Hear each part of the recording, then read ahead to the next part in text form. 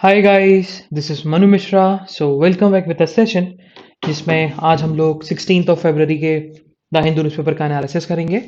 So here we start the analysis of today's newspaper. So the first news is an international news. So it's from the tension which has been arising between the two countries, that is Russia and Ukraine. अच्छा, ये जो tension arise हुई है ना, ये arise हुई है Crimea को लेकर। क्योंकि जब भी हम रशिया, अगर आप ईस्टर्न यूरोप का मैप देखोगे तो ये है रशिया, यहाँ पर है आपका यूक्रेन, और यहाँ जो है ना एरिया, दिस इज ब्लैक सी। ठीक है। एंड ब्लैक सी में ही यूक्रेन से कनेक्टेड है एक छोटा सा पार्ट, दैट इज क्रीमिया। और ये जो क्रीमिया है ना, is land which is rich of natural gas. So Russia इस पे बहुत क्लेम करता है, और रशिया ने एक तरीके से इसको कैप्चर भी कर रखा है, अपनी टेरिटरी मानता भी है, बट रिकॉग्नाइज नहीं है बहुत सारे नेशन के द्वारा। कुछ नेशन रिकॉग्नाइज कर रखा है, कुछ नेशन रिकॉग्नाइज नहीं कर रखा। अब हुआ क्या कि रशिया अगर देखा जाए तो रशिया ने यूक्रेन 3 साइड से घेरा हुआ है, यहां से ऐसे।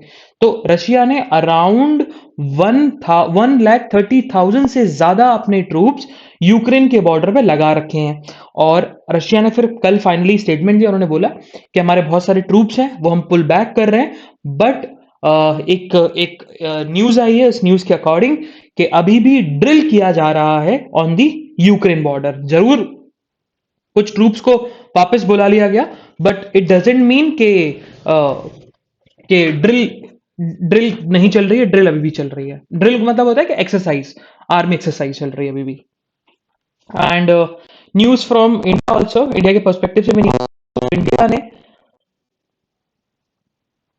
एडवाइस किया है to the Indian citizen living in the Ukraine, specially students, के अभी यूक्रेन को वो टेम्पररली लीव कर दे, क्योंकि थोड़ी सिचुएशन अभी खराब हो सकती है, टेंशन क्रिएट हो सकते हैं। सो टेम्पररी लीव करें, परमानेंटली टेम्पररी लीव कर दें कुछ दिनों के लिए, ओके, जब तक ये सिचुएशन रिजॉल्व नहीं हो जाती। Moving further towards the next news. So it's about the anti lynching bill. अब ये है क्या? देखो, अभी हुआ क्या कि इंडिया में देयर आर 4 स्टेट्स जहां पर एंटी लिंचिंग बिल पास हुए from their respective legislative assembly. सबसे पहले मणिपुर था, फिर आपका वेस्ट बंगाल आया, फिर राजस्थान आया, और रिसेंटली अभी last year he in the month of दिसंबर झारखंड की लेजिस्लेटिव असेंबली ने भी बिल पास कर दिया। ठीक है, तो झारखंड बन जाएगा चौथा स्टेट, बाकी 3 स्टेट्स में ये लॉ बन चुका है।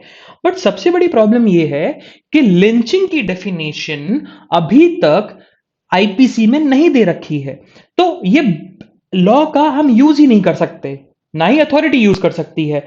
आप किसी को कैसे पनिश करोगे? क्योंकि जब आप उस एक्ट को बोल ही नहीं सकते कि वो लिंचिंग है या नहीं है, तो फिर उसको पनिशेबल कैसे करोगे?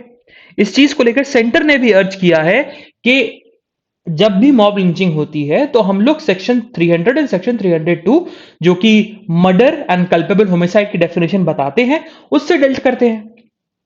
क्योंकि इंडिया के इंडियन पीनल प्रोविजंस में, कोड में, लिंचिंग को लेकर कोई भी डेफिनेशन नहीं दे रखी।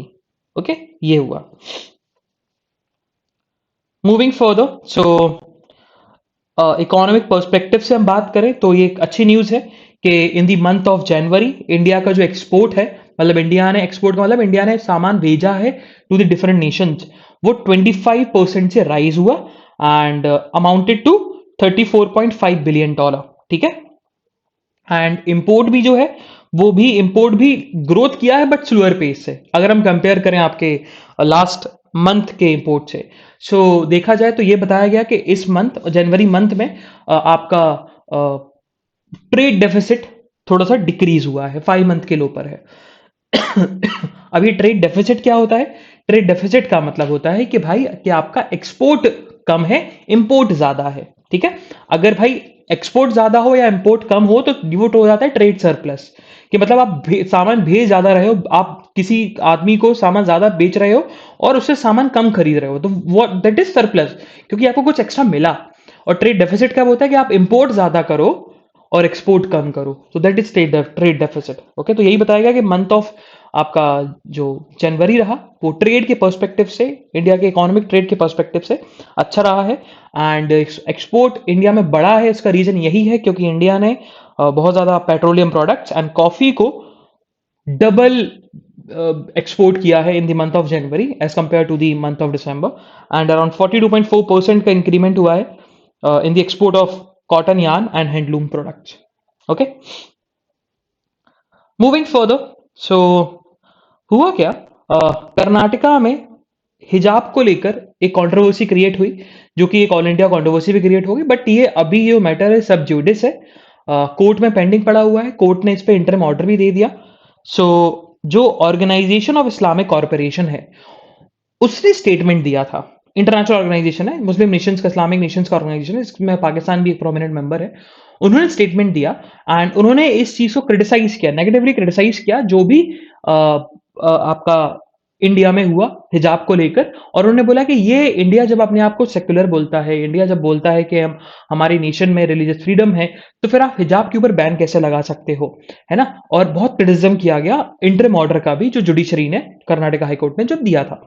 इस चीज को लेकर जो हमारे एक्सटर्नल अफेयर मिनिस्टर की स्पोक पर्सन है अरिंदम बागची, उन्होंने स्लैम किया है एंड दे हैव स्टेटेड के ऑर्गेनाइजेशन ऑफ इस्लामिक कोऑपरेशन जो है उनका कम्युनल माइंडसेट है।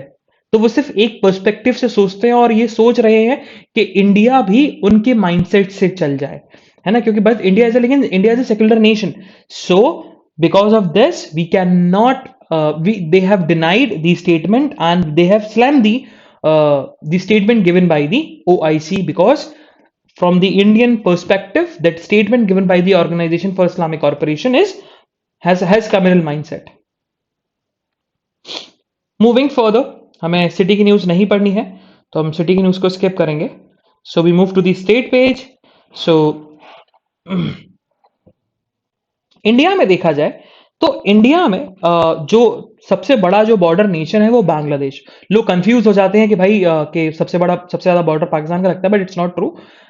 बांग्लादेश का बॉर्डर सबसे ज्यादा लगता है। अगर हम बॉर्डर टच की बात करें तो अराउंड इट्स 4,000 किलोमीटर, और वहीं अगर हम आपका इंडिया और पाकिस्तान की बात करें तो इट्स अराउंड 3,800 कुछ किलोमीटर है जो बॉर्डर टच होता है इंडिया से। सो स्मगलिंग भी बहुत ज्यादा होती है, और पहले बांग्लादेश और इंडिया में कैटल्स की स्मगलिंग बहुत ज्यादा होती थी, ड्रग्स की, नार्कोटिक सब्सटेंस की बहुत ज्यादा स्मगलिंग होती थी, but due to the rigidity of the BSF and Bangladesh security forces, border security forces, जो कैटल है, कैटल की स्मगलिंग है, आपका ड्रग्स की स्मगलिंग है, उस पे बहुत ज्यादा केसेस में ड्रॉप आया है, मतलब कम होने लगा है। बट एक सिरप आता है जिस कफ, जो आपका ड्राई ड्राई कफ होता है ना, ड्राई कफ होता है ना, ड्राई कफ को सही करने के लिए सिरप आता है जिसको हम बोलते हैं फिंसिडाइल। तो जो कि फिंसिडाइल यूज किया जाता है क्योंकि इसमें अल्कोहल होता है, तो यूज किया जाता है अपने आप को हाई रखने के लिए। एंड बांग्लादेश में हम बात करें तो बांग्लादेश में जो है ना, फिंसिडाइल जो है बहुत महंगी बिकती है, बहुत महंगी बिकती है। इंडिया में वो 200 रुपए की बिकती है, बट अगर वो बांग्लादेश में जाएगी तो 1,000 रुपीज की बिक जाती है, मतलब 1,000 2,000 तक की भी बिक जाती है। सो ये इसका देखा जाए तो इसका इसका बहुत ज्यादा इलीगल ट्रेड है, इलीगल बिजनेस में बहुत ज्यादा प्रॉफिट है। तो बहुत इसका इलीगल ट्रेड भी होता है, इलीगल क्रॉस बॉर्डर ट्रेड भी होता है। इंडिया से खरीदते हैं और आपका बांग्लादेश में बेचते हैं, हजारों रुपए में, प्रॉफिट भी बहुत ज्यादा है। अब ये जाता क्यों है बांग्लादेश में और इसका नुकसान क्या है? देखो, बांग्लादेश की हम बात करें तो बांग्लादेश इज इस्लामिक नेशन, ठीक है, मुस्लिम पॉपुलेशन ज्यादा है, और अकॉर्डिंग टू द रिलीजन मुस्लिम को अल्कोहल कंज्यूम करना हराम है। हराम मीन सिन है, ठीक है, तो अल्कोहल कंज्यूम नहीं कर सकते। सो इसी के चलते उनके पास एक बस्ती है कि अपने आप को हाई रखने के लिए, दैट इज फिंसिडाइल। तो फिंसिडाइल स्मगलिंग जो है वो एक चैलेंज बना हुआ है BSF को लेकर, क्योंकि बहुत ज्यादा स्मगलिंग की जाती है इंडिया से टू दी आपका बांग्लादेश में। एंड एक बहुत अच्छा इनिशिएटिव लिया गया उड़ीसा में। सो हुआ कि एक कैंडिडेट खड़ा हुआ था, एंड होता क्या कि जब भी भाई इलेक्शंस होते हैं ना तो पैम्पलेट्स बांटे जाते हैं कि भाई पैम्पलेट्स में लिखा होता है vote for BJP, vote for Congress, vote for this candidate, that candidate. So अब वो पैम्पलेट्स क्या किए जाते हैं, आपके पास पैम्पलेट आया तो आप करते क्या हो, कचरे में फेंक देते हो उसको, है ना। तो एक तरीके से देखा जाए तो ये बल्कि अनसस्टेनेबिलिटी की तरफ जा रहा है ना। हम उसको पूरी तरीके से रिसाइकिल नहीं कर पाते, क्योंकि वो चीज पता नहीं, मेरे पास अगर 2 पैम्पलेट है तो एक पैम्पलेट तो कहीं ना कहीं वो खराब हो जाता है और उसका रिसाइकलिंग नहीं हो पाती, ठीक है, इस पे इन्वायरमेंट पे भी इंपैक्ट पड़ता है। बट उड़ीसा में एक कैंडिडेट है, उसने क्या स्कीम निकाली, उसने बोला कि हमने पैम्पलेट्स बांटे हैं, उन पैम्पलेट्स में हमने कोड लिखा हुआ है, हर पैम्पलेट में कोड लिखा हुआ है, और वो कोड ना आफ्टर द इलेक्शन एक लॉटरी निकाली जाएगी और उसमें से एक पैम्पलेट होगा जिसमें कोड मैचअप करेगा और प्राइज तो जिससे होगा क्या, जैसे हमारे मेरे पास पैम्पलेट आया, सो आई हैव अ बेसिकली बोल सकते हैं कि मेरे पास एक मोटिवेशन है कि उन पैम्पलेट्स को संभाल के रखने का। वो क्या है कि हो सकता है कि आफ्टर द इलेक्शन मेरा जो पैम्पलेट मुझे मिला है वो नंबर मैच कर जाए लॉटरी से, और मुझे मेरी लॉटरी लग सकती है ना। सो देर आर चांसेस। तो इसी के चलते इन्वायरमेंट पे भी इम्पैक्ट कम पहुंचेगा, पैम्पलेट्स का जो मिसयूज होता है वो पैम्पलेट का मिसयूज भी रुक जाएगा। सो एक अच्छा स्टेप लिया गया by the candidate which has been fielded in the election in the state of Odisha. Moving further, so on the next page of state, so what happened? So Karnataka high court में जब respondents ने ये बोला गया कि even in the Islamic nation Turkey में भी हिजाब बैन है, पब्लिक प्लेसेस में हिजाब को पहनना बैन है, आप घर पे पहनो, कोई कोई दिक्कत नहीं है। लेकिन टर्की जो कि इस्लामिक नेशन है, उधर भी हिजाब पहनना बंद है पब्लिक प्लेसेस में, बैन है। तो फिर इंडिया में हम क्यों अलाउ करें? तो पिटिशनर ने एक बहुत अच्छी बात बोली। पिटिशनर ने बोला कि देखो, जब हम इंडिया की बात करते हैं तो इंडिया में जो सेक्युलरिज्म है वो पॉजिटिव सेक्युलरिज्म है, वहीं टर्की में जो सेक्युलरिज्म है वो नेगेटिव सेक्युलरिज्म है। अब पॉजिटिव सेक्युलरिज्म का मतलब है कि यहाँ पर जो स्टेट जो है वो बहुत बड़ा मेजर रोल प्ले करता है कि आप अपने फंडामेंटल राइट को एक्सरसाइज कर सके और आपको रिलीजियस फ्रीडम मिल सके टू ऑल द कम्युनिटीज।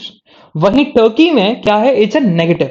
ठीक है कि भाई हमें रिलीजन से कोई मतलब नहीं है, हमारा प्रायोरिटी क्या है, हमारी प्रायोरिटी है, सबसे सुप्रीम प्रायोरिटी क्या है कि बल्कि कि सब लोग एक साथ रहें, कोई कंट्रोवर्सी क्रिएट ना हो, और इवन दो आपकी चाहे रिलीजियस फ्रीडम चली भी जाए। तो लेकिन वो इंडिया में ऐसा नहीं है। इंडिया में फंडामेंटल राइट एंड सबको फ्रीडम ऑफ रिलीजन मिल रखी है और स्टेट इसमें बहुत इंपॉर्टेंट रोल प्ले करता है। तो इसी के चलते टर्की और इंडिया में डिफरेंस है। एंड हिजाब को बैन करना, हिजाब को बैन कर देना पहनने से, वो हमारे कॉन्स्टिट्यूशनल मैंडेट के अगेंस्ट जाता है, फंडामेंटल राइट के अगेंस्ट जाता है।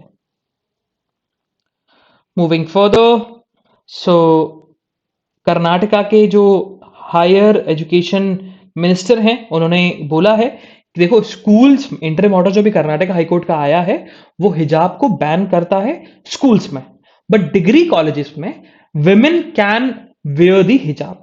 ठीक है, डिग्री कॉलेज में पहन सकते हो, जो आपको पहन के आना है पहन के आओ। There is no restriction in hijab on hijab in the degree colleges, that what minister stated. Moving further, so एक लिस्ट पब्लिश की गई एंड वो लिस्ट थी कि 30 best places to visit in 2022।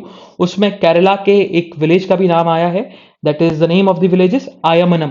ठीक है, तो आयमनम विलेज है जहां पर अराउंड 50,000 ज्यादा पॉपुलेशन है and it's a good village. बहुत बहुत ज्यादा फॉरेन टूरिस्ट जाते हैं, ट्रेवल करते हैं और रूरल लाइफ को एक्सपीरियंस करते हैं और केरला के कल्चर को एक्सपीरियंस करते हैं। सो कोट्यम डिस्ट्रिक्ट में है ये विलेज। सो ये 30 best place to visit in 2022 की लिस्ट में इसका नाम आया है। Moving further again on the state page, so अभी सुप्रीम कोर्ट एग्जामिन कर रहा है, सुप्रीम कोर्ट ने एग्जामिन स्टार्ट कर दिया है कि जो आपका तमिलनाडु गवर्नमेंट ने 20% जो रिजर्वेशन है उसमें उन्होंने वानियार क्षत्रियास को भी स्पेशल रिजर्वेशन दे रखा है 10.5% का।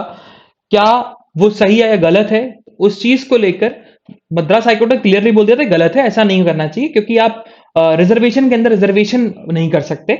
सो तो उस चीज को लेकर जो गवर्नमेंट है, गवर्नमेंट ने सुप्रीम कोर्ट को अर्ज किया है कि भैया ये मैटर जो है ना वो मद्रास हाईकोर्ट के हायर बेंच के पास जाना चाहिए एंड इस चीज को फिर से रिविजिट करना चाहिए इस मैटर को। तो सुप्रीम कोर्ट भी एग्जामिन कर रहा है कि ये वानियर कोटा वाला जो प्ली है क्या वो लार्जर बेंच को रेफर करना चाहिए या नहीं करना चाहिए। मूविंग फर्दर, सो राजस्थान की स्टेट गवर्नमेंट ने एक पैनल बना लिया है, कमीशन बना ली है, जिससे एक पॉलिसी बनाई जाएगी राजस्थान की एनर्जी को लेकर। ठीक है, and the funda of that policy will be कि high quality power supply system कैसे लगाया जाए, इवॉल्व किया जाए for the domestic industrial and agriculture sector के लिए, कि जो सप्लाई है वो अनइंटरप्टेड रहे और डिमांड फुलफिल रहे for the next 30 years। Moving further, या so on the editorial page, तो आज हमारे 4 एडिटोरियल इंपॉर्टेंट है। The first one, the pathology of school closures in India, ये अपन पढ़ेंगे। The second one, gaming and banning, इसको अपन पढ़ने वाले हैं। Third one, setting right the focal point in Jammu and Kashmir tribal politics, ये अपन पढ़ने वाले हैं। And the third one, that is the importance of caste census, ये अपन पढ़ेंगे। चल, तो first will discuss the pathology of school closures in India. बड़ा ही इंटरेस्टिंग सा है। देखो, यूएन की रिपोर्ट आई और यूएन की रिपोर्ट में बताया गया कि अगर किसी नेशन में सबसे ज्यादा दिनों तक स्कूल क्लोज रहे हैं तो वो रहा है युगांडा, और सेकंड नंबर पे जो रहा है नेशन वो रहा है कौन सा? इंडिया। और इवन दो साइंटिफिक एविडेंसेस हैं और साइंटिफिक एविडेंस ने सपोर्ट किया है कि भाई स्कूल को आप रीओपन कर सकते हो, लेकिन क्यों इंडियन स्टेट्स क्यों रिलक्टेंट थे स्कूल को रीओपन करने में? और उसके ऑथर ने रीजन बताए। पहला रीजन जो बताया, उन्होंने बोला कि मिस इन्फॉर्मेशन सबसे बड़ा रीजन है, क्योंकि मिस इन्फॉर्मेशन वाइड स्प्रेड, मतलब वाइड स्प्रेड फैल गई, इतनी ज्यादा फैल गई कि लोग डरने लगे। अब मिस इन्फॉर्मेशन कैसे फैलने लगी कि भाई थर्ड वेव जो है ना वो चिल्ड्रंस के लिए है, क्योंकि चिल्ड्रन वैक्सीनेटेड है, तो इसी के चलते उन थर्ड वेव में चिल्ड्रंस को कोविड-19 इंपैक्ट करेगा, ये चीज बताई गई। तो एक मिस इन्फॉर्मेशन बहुत ज्यादा फैल गई, जिसके चलते स्कूल्स रीओपन नहीं हो पाए। ये पहला पॉइंट, ये पहला रीजन बताया कि बिकॉज ऑफ दिस आपका स्कूल्स रीओपन नहीं हो पाए। दूसरा रीजन क्या है कि देखा जाए तो एक small group of stakeholders हैं, पेरेंट्स, जो कि रिच क्लास के हैं and rich class and superior class के हैं, उन्होंने अपना एक एक व्यू बना लिया, and that small group represent the all the stakeholders including the parents from the poor and middle class. So अब उनका देखा जाए तो उनके लिए देखा जाए तो उनके लिए तो ये है कि भाई हम तो अपने बच्चे को एजुकेशन इम्पार्ट तो एडुटेक प्लेटफॉर्म से भी दे सकते हैं, but what about the poor marginalised and middle class students? उन उनका भी यही रिप्रेजेंटेशन कर रहे हैं। तो जो अपर क्लास है वो तो अपने पर्सपेक्टिव सोच रहा है ना कि भाई हम तो अमीर है, हम तो दे सकते हैं, लेकिन जो गरीब है उनके पर्सपेक्टिव सोच ही नहीं रहा, जिसके चलते एक ओपिनियन बन गया और हम लोगों ने एक ओपिनियन क्रिएट कर दिया कि भाई पेरेंट्स फेवर में नहीं है। बल्कि इवन दो आप किसी भी एरिया में जाओगे, किसी भी आप स्टेट में जाओगे, वहां पूछोगे किसी पुअर क्लास के पेरेंट्स से या मिडिल क्लास के पेरेंट्स से कि भैया साइंटिफिक एविडेंस है, उसको बताओगे साइंटिफिक एविडेंस है कि कोरोना वायरस बच्चों को नहीं फैलता, तो क्या स्कूल रीओपन करने चाहिए? तो वो पेरेंट्स एग्री किए हैं, ये सर्वे कंडक्ट हुआ। तो ये दूसरा रीजन बताया गया कि भाई कुछ लोग हैं जो कि पूरे पेरेंट्स को रिप्रेजेंट कर रहे हैं, जो कि रिच क्लास से बिलोंग करते हैं। थर्ड ये है कि गवर्नमेंट जो है ना, वो गवर्नमेंट ने कुछ ऐसे रिस्पॉन्स नहीं लिए कि मिस इंफॉर्मेशन को कैसे रेस्ट्रेन किया जाए, कैसे रोका जाए। उनके जो स्टेप्स थे वो इनसफिशिएंट थे, मिस इन्फॉर्मेशन बहुत रैपिड तरीके से फैल रही थी, और जो उनके स्टेप थे उतनी उसमें इतनी स्पीड अप थी नहीं कि वो मिस इन्फॉर्मेशन को रोक सके। तो गवर्नमेंट का भी फेलियर बताया गया। फोर्थ रीजन जो है फोर्थ रीजन क्या रहा? फोर्थ रीजन रहा कि बहुत सारे लोग डर गए, क्योंकि सेकेंड कोविड-19 वेव में बहुत सारे सिटीजन्स ने एक्सपीरियंस किया, डेथ को एक्सपीरियंस किया, और देखा गया कि भाई कैसे गवर्नमेंट और इंस्टीट्यूशन जो है वो फेलियर रहे। तो एक उनके माइंड में फियर क्रिएट हो गया सेकेंड वेव में कि थर्ड वेव में भी ऐसा इंपैक्ट हो सकता है। तो ये फोर्थ रीजन रहा स्कूल ना रीओपन होने का। फिफ्थ रीजन रहा क्या कि इवन दो हम लोग स्कूल रीओपन करने की बात कर रहे थे, लेकिन गवर्नमेंट ने कोई प्लानिंग नहीं कर रखी थी, कोई डिस्कशन नहीं कर रखा था कि हम लोग कैसे स्कूल को रीओपन करेंगे। कोई डिस्कशन ही नहीं था, ना कोई एजेंसी थी कि स्कूल को रीओपन करना है। ठीक है, तो जो स्कूल में डिले हुआ, स्कूल की रीओपनिंग में डिले हुआ, that shows the societal aspect as well. अब देखा जाए तो एक सोसाइटल एस्पेक्ट दिखाता है कि क्यों गवर्नमेंट रिलक्टेंट नहीं थे, या क्यों गवर्नमेंट बिल्कुल रिजिड नहीं था स्कूल रीओपन को लेकर। पहला उन्होंने रीजन बताया कि देखा जाए तो पुअर और जो वॉइसलेस है उनके बिहाफ पर बोलने के लिए कोई था नहीं, और जो लोग थे तो वो इन्फ्लुएंशियल लोग थे, और उनका यही कहना था कि हमारे बच्चों को तो भाई एडटेक प्लेटफॉर्म से एजुकेशन इम्पार्ट करवा देंगे। सेकंड जो था ये बताया गया कि स्कूल क्लोजर जो है वो वर्स्ट इंपैक्ट डाला है बच्चों के ऊपर, जो कि ऑलरेडी डिसएडवांटेज थे। थर्ड बताया गया कि जो लर्निंग है नोवेल कोरोना वायरस पैंडेमिक में, वो एक तरीके से इक्वेटेड नहीं हुई, क्योंकि बहुत सारे जो बच्चे हैं ना उनको एडुटेक प्लेटफॉर्म्स का फायदा नहीं हो पाया। यही बताया गया। तो इस चीज के लिए गवर्नमेंट ने बजट में ये बोला था कि अभी जो 12 टीवी चैनल्स हैं जिसके थ्रू हम लोग एजुकेशन सप्लीमेंट्री एजुकेशन इम्पार्ट करते हैं, तो एक स्कीम आई, पीएम ई विद्या स्कीम, प्रधानमंत्री ई विद्या स्कीम। एंड उस स्कीम के थ्रू 12 टेलीविजन चैनल्स को 200 टेलीविजन चैनल्स में कन्वर्ट किया जाएगा, और एक चैनल सिर्फ एक सब्जेक्ट्स के लिए डिवोटेड रहेगा, और सप्लीमेंट्री एजुकेशन जो है वो इम्पार्ट की जाएगी बच्चों को। बट लेकिन एक सर्वे कंडक्ट हुआ था, उस सर्वे में यही पाया गया कि भाई टेलीविजन से कोई पढ़ता नहीं है ना, सप्लीमेंट्री एजुकेशन सही तरीके से सक्सेसफुल नहीं हो पा रही। तो इस स्कीम पे भी एक तरीके से हॉट लग गया। अब ऑथर ने बोला कि देखो अब स्कूल रिओपन होने वाले हैं, बट हमें पीईआरआई को अडॉप्ट करना पड़ेगा। एंड पीईआरआई का मतलब क्या है? Prepare, engage, reimagining and innovative. Prepare में उन्होंने क्या बोला कि हमें प्रिपेयर रहना पड़ेगा कि भाई स्कूल एजुकेशन को कैसे कंटिन्यू करना है। उसको स्टेट गवर्नमेंट को ऐसी पॉलिसीज बनानी पड़ेंगी कि आगे चलकर कोई ऐसे इंपैक्ट नहीं आने चाहिए, आगे चलकर ऐसी वेव अगर आ जाए तो हमें रेडी रहना पड़ेगा कि स्कूल्स को इंपैक्ट ना पड़े। दूसरा, इंगेज, हमें सारे स्टेक होल्डर्स को इंगेज करना पड़ेगा, मतलब चाहे मिडिल क्लास का पेरेंट हो, चाहे पुअर क्लास का पेरेंट हो, चाहे रिच क्लास का पेरेंट हो, उन सबको इंगेज करना पड़ेगा, उनको उनको इन्फॉर्मेशन देनी पड़ेगी, उनको बताना पड़ेगा कि क्या इंपॉर्टेंस होती है एक पर्सन को एजुकेट करना, इन पर्सन एजुकेशन देना, as perspective as as as as comparative to the आपका एडटेक फॉर्म से एजुकेशन देना। ठीक है। फिर री इमेजिन, तो री इमेजिन में उन्होंने ये बताया क्या कि कैसे हमें लर्निंग को और इंप्रूव करने की जरूरत है। हम उस ओल्ड पाथ पे नहीं चल सकते, अब हमें री इमेजिन करना पड़ेगा, हमें थोड़ा सा चेंज करना पड़ेगा अपने एजुकेशन के इम्पार्टेशन में। ठीक है। एंड इनोवेटिव में उन्होंने ये बताया कि इनोवेटिव में उन्होंने ये बोला कि इनोवेटिव फॉर द कंपनसेटिंग, कि जो लर्निंग लॉस हुआ है because of the covid pandemic and lockdown, उसको कैसे कंपनसेट किया जा सके, और एजुकेशन को कैसे कंपनसेट किया जा सके, उस पर हमें इनोवेशन पे कुछ करने की जरूरत है। ये चीज यहाँ पर ऑथर ने बोली है। एंड फाइनली ऑथर ने फिर ये भी लिखा गया कि एजुकेशन एज अ होल देखा जाए तो majority of the poor and lower class and middle class families की एक ही तरीका होता है अगर उनको पॉवर्टी से निकलना है, पॉवर्टी की दलदल से निकलना है, that is the giving quality education to their children, जिससे उनकी जॉब लगे और पॉवर्टी की दलदल से वो लोग निकल सके। Moving further towards the next editorial, that's about the gaming and banning. So हमने एक न्यूज पढ़ी थी कल कि कर्नाटका हाई कोर्ट ने कुछ प्रोविजन को स्टक डाउन कर दिया from the Karnataka police act, जो अमेंडमेंट आया था 2019 में, जो कि गेमिंग को बैन कर रहा था, ऑनलाइन गेमिंग को बैन कर रहा था। रीजन ये था क्योंकि उसमें बैटिंग लग रही थी। अब यहां पर ऑथर ने रीजन बताए हैं कि क्यों स्टक डाउन किया गया, और वो स्टक डाउन किया गया वो सही क्यों किया गया।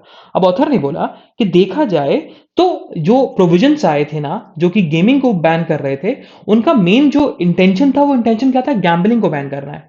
But in reality these provisions are targeting what? Online part, not the gambling part. So देखा जाए तो online gaming is a fundamental right, freedom है आपका, फंडामेंटल राइट है ट्रेड करना, लेकिन ये फंडामेंटल राइट को ब्रीच कर रहा था, फ्रीडम ऑफ ट्रेड को। वो गेमिंग पे कभी क्वेश्चन नहीं उठा रहा था, गेमिंग पार्ट पे कभी क्वेश्चन नहीं उठा रहा था, बल्कि ऑनलाइन पार्ट पे क्वेश्चन उठा रहा था। अब रमी खेलना तो ऑफलाइन भी खेल सकते हो आप तो। और दूसरा ये था कि सुप्रीम कोर्ट का जजमेंट है कि भैया गेम ऑफ चांस पे आप बैन लगा सकते हो, लेकिन गेम ऑफ स्किल पे अगर बैटिंग भी चल रही हो, गैम्बलिंग भी चल रही हो, तो आप बैन नहीं लगा सकते उसके ऊपर। तो इस प्रोविजंस में डिस्टिंक्शन था ही नहीं गेम्स ऑफ स्किल और गेम्स ऑफ चांस में, वो तो सारे गेम से बैन लगा रहा था। तो because of these two reasons Karnataka high court ने जो प्रोविजंस अमेंडमेंट आए थे, जो प्रोविजंस आए थे अमेंडमेंट के थ्रू, उनको स्टक डाउन कर दिया। एंड ऑथर ने इस चीज को वेलकम किया है। Moving further, so it's about the setting right the focal point of Jammu and Kashmir tribal politics. अब देखो, अभी जम्मू एंड कश्मीर में अगर देखा जाए तो जम्मू एंड कश्मीर में कमीशन काम कर रही है, Jammu and Kashmir delimitation commission, और उसका काम यही है कि कॉन्स्टिट्यूएंसी को डिलिमिट किया जाए। एंड उसने सबसे पहले एक इंटरिम रिपोर्ट दी। इंटरिम रिपोर्ट में बताया गया कि जम्मू रीजन में 6 लेजिस्लेटिव असेंबलीज को एक्सपेंड करने, 6 लेजिस्लेटिव असेंबलीज बनाई जाएंगी नई, एंड कश्मीर में एक की जरूरत है। बट एक इंपॉर्टेंट सेलिएंट फीचर जुड़ा हुआ है इस इंटरिम रिपोर्ट में, और वो ये है, और इस रिपोर्ट ने प्रपोज किया है कि 9 सीट्स को रिजर्व किया जाएगा for the scheduled tribes for the first time in the Jammu and Kashmir union territory. मतलब जम्मू एंड कश्मीर में पहले, before the abolition of article 370, आज तक कभी भी एसटी के लिए सीट रिजर्व नहीं थी पॉलिटिक्स में, इलेक्शंस में। लेकिन अब इंटरम रिपोर्ट में प्रपोज किया गया कि एसटी को भी सीट रिजर्व की जाएंगे और 9 सीट्स की बात की जा रही है और एससीज के सीट रिजर्वेशन की बात की जा रही है अराउंड आपका 7। हाँ, एससीज के लिए सीट रिजर्व होती थी बट एसटी के लिए सीट रिजर्व नहीं होती थी। बट ई रिपोर्ट में ये सीलेंट फीचर है, one of the sealant feature है कि एसटी के लिए भी सीट रिजर्व की जाएगी। लेकिन यहां पर बहुत सारे लोगों का एक मिसकंसेप्शन बना हुआ है कि एसटी के लिए सीट रिजर्व इसी वजह से नहीं होती थी क्योंकि आर्टिकल 370 प्रिवेल करता था।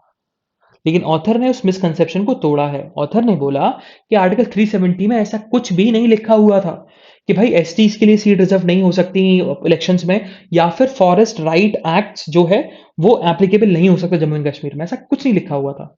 इवन जब गुलाम नबी आजाद आपके चीफ मिनिस्टर थे इन द ईयर 2007, उन्होंने एक बिल इंट्रोड्यूस किया था एंड उसमें बोला गया था कि भैया कि हम लोग पॉलिटिकल राइट्स देंगे, मतलब एसटीज के लिए सीट रिजर्व रखेंगे, बट वो नहीं हो पाया। अब उसका रीजन ये है क्योंकि जम्मू एंड कश्मीर दो डिफरेंट रीजन है ना। जैसे कि यूपी में देखोगे तो जैसे बुंदेलखंड है, बघेलखंड है, तो अब जैसे कि आपका मध्य प्रदेश में देखोगे तो मालवा रीजन है, आपका आपका चंबल रीजन है। तो ये दो डिफरेंट रीजन बने हुए हैं क्योंकि दो डिफरेंट कल्चर्स हैं, टू डिफरेंट डायलेक्ट्स हैं। Same goes with Jammu region, Kashmir region को हम वैली रीजन भी बोल सकते हैं। सो देखा जाए जम्मू रीजन जो है वो डोमिनेटेड है by the Dogras, and Kashmir के जो लीडर्स हैं they are dominated by the Muslims population. So Jammu के जो रीजन था वो बहुत रिलक्टेंट था कि हम लोग अपने स्टेट के अंदर फॉरेस्ट राइट्स एक्ट एप्लीकेबल नहीं होने देंगे। और कश्मीर के जो लीडर्स थे उनका यह कहना था कि हम कश्मीर रीजन में एसटीज के लिए सीट रिजर्व नहीं होने देंगे। तो जब भी जम्मू ये ऑब्जेक्शन उठाता था कि भाई एसटीज के लिए सीट रिजर्व क्यों नहीं है, तो ये वाले आपका जो कश्मीर वाले हैं वो बोलते थे फॉरेस्ट राइट एक्ट भी एप्लीकेबल होना चाहिए। तो जब फॉरेस्ट राइट एक्ट एप्लीकेबल की बात आती थी तो जम्मू वाले बोलते थे कि एसटीज के लिए सीट रिजर्व करो। So because of the fight between the regions of Jammu and Kashmir, ये दोनों चीजें कभी एप्लीकेबल नहीं हो पाई। ठीक है, लेकिन अब ऑथर का यही कहना है कि चलो ठीक है, फाइनली आर्टिकल 370 का डिल्यूजन हो गया। अब जो लोगों का ये माइंडसेट भी था कि आर्टिकल 370 की वजह से forest rights act and STs के लिए सीट रिजर्व नहीं हो पा रही, वो दूर हो गया। अब हो सकता है तो गवर्नमेंट को अब करना चाहिए। ये चीज यहां पर ऑथर ने बोली है, यहां पर ऑथर ने बोला है बस यही। अब हाँ, कुछ कुछ थोड़ा पॉलिटिकल लेके चले गए तो पॉलिटिक्स लिखने की जरूरत नहीं है। यहाँ पर कुछ कुछ कम्युनिटीज का नाम बताया गया कि भाई देखा जाए तो 9 गुज्जर कैंडिडेट्स से जो जीते थे ऑलरेडी असेंबली इलेक्शन, तो पढ़ने की जरूरत नहीं है। हमारे लिए सिर्फ इंपॉर्टेंट यही है कि जम्मू एंड कश्मीर में forest rights act 2006 and STs के लिए सीट रिजर्व होनी चाहिए इन दी पॉलिटिक्स, जिससे उनका इकोनॉमिक एंड सोशल एम्पावरमेंट होगा। Moving further towards the next editorial, that's about the importance of caste census. And ये मैं रिकमेंड करूंगा कि आप एक खुद पढ़ें क्योंकि अपन ने ऑलरेडी डिस्कस किया हुआ है कि कास्ट सेंसस क्यों करवाना चाहिए, है ना। अब देखो यही लिखा हुआ है कास्ट सेंसस क्यों करवाना चाहिए, क्योंकि यहाँ पर सुप्रीम कोर्ट ने एक चीज अपहेल्ड करी थी। बोला था कि जो 27% कोटा है ओबीसीज के लिए for the all India quota seats in the NEET examination, उसको अपहेल्ड किया गया और बोला गया कि ये article 15 clause 1 of the Indian constitution को ब्रीच नहीं करता बल्कि एक्सटेंड करता है, क्योंकि ये प्रिंसिपल इक्वालिटी को पुश कर रहा है। ये चीज बताई गई। लेकिन इस जजमेंट से हमें दो चीजें पता लगती हैं। क्या कि हम लोग कॉम्पिटिटिव एग्जाम में अगर हम लोग रिजर्वेशन दे रहे हैं, इसका मतलब ये है कि अभी भी इनइक्वालिटीज है एजुकेशन फैसिलिटीज में, अभी भी फ्रीडम नहीं दी गई एजुकेशन को परस्यू करने में, अभी भी सोसाइटल प्रेजुडिस बना हुआ है। हमें उस चीज को दूर करना चाहिए, ना कि रिजर्वेशन देना चाहिए। तो एक साइकोलॉजिकल इंपैक्ट बताता है कि गवर्नमेंट जिन चीजों पे काम करना चाहिए उन चीजों पे काम कर ही नहीं रही है। गवर्नमेंट रिजर्वेशन देती जा रही है, बट रिजर्वेशन को कैसे हटाना है और कैसे उन marginalise section of the people को आगे बढ़ाना है, उस पर काम नहीं कर रही। तो इस चीज पे कास्ट सेंसस काम करेगा। इससे हमें पता लगेगा कौन सी कास्ट कहां बैकवर्ड है, जिसपे गवर्नमेंट पॉलिसी फ्रेम कर पाएगी और उस पर काम हो पाएगा।